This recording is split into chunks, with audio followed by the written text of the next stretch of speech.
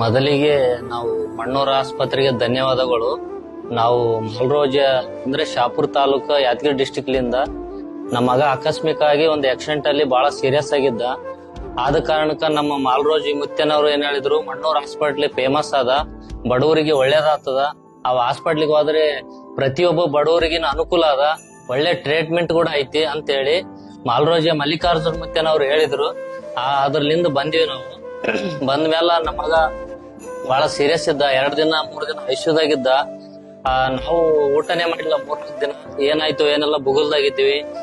ಎಲ್ಲಾ ಡಾಕ್ಟರ್ಸ್ ಬಂದ್ ನಮ್ ಧೈರ್ಯ ಹೇಳಿ ಏನಾಗ್ರಿ ನಾವೆಲ್ಲ ನೋಡ್ಕೊಂತೀವಿ ಅಂತ ಹೇಳಿ ಇವತ್ತಿಗೊಂದ್ 4-5 ದಿವಸ ಆಯ್ತು ನಾವಿದ್ದು. ನಮ್ಮ ಮಗ ಆರಾಮಾಗಿದ್ದಾನ, ಆಕ್ಟಿವ್ ಆಗಿದ್ದಾನ, ಈಗ ಊಟ ಮಾಡ್ತಾನ, ಎಲ್ಲ ತಿರುಗಾಡ್ತಾನ. ಹಾಸ್ಪಿಟ್ಲಿಗೆ ನಾವು ಧನ್ಯವಾದ ತಿಳಿಸ್ಬೇಕು. ಮೊದಲಿಗೆ ಆಲ್ಮೋಸ್ಟ್ ಗುಲ್ಬರ್ಗ ಜಿಲ್ಲೆ ಇರ್ಲಿ, ಯಾದಗಿರಿ ಜಿಲ್ಲೆ ಇರ್ಲಿ, ಬಡವರಿಗೆ ಒಳ್ಳೆ ಒಂದು ದೇವರ ಮನೆ ಅಂತ ಹೇಳ್ಬೋದು ಒಂದೇ ಮಾತಲ್ಲಿ. ಹಾಸ್ಪಿಟ್ಲ್ ಒಳ್ಳೆ ಸಂಸ್ಕಾರ ಅದ, ಒಳ್ಳೆ ಕ್ಲೀನಿಟಿ ಎಲ್ಲ ಒಳ್ಳೇದದ, ಎಲ್ಲ ರೆಸ್ಪಾನ್ಸ್ ಕೂಡ ಐತಿ.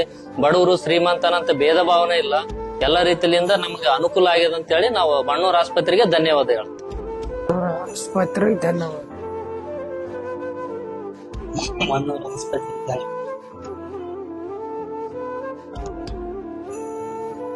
ಯಾರು ಬಂದ್ರೆ ಮಣ್ಣೂರ್ ಆಸ್ಪತ್ರೆಗೆ ಬನ್ನಿ.